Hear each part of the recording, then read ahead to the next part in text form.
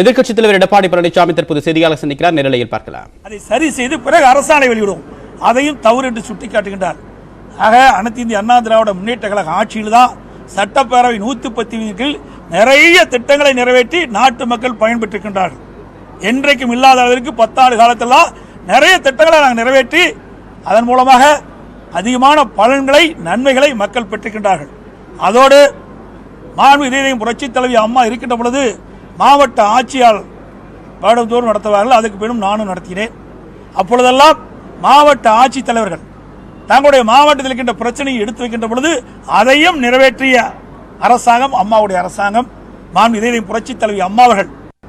அதோடு பொன்மனச்செம்மல் புரட்சித் தலைவர் எம்ஜிஆருடைய 100ஆண்டு விழாவை தமிழகத்தில் இருக்கின்ற அனைத்து மாவட்டங்களிலும் நாங்கள் 100ஆண்டு விழா எடுத்தோம்.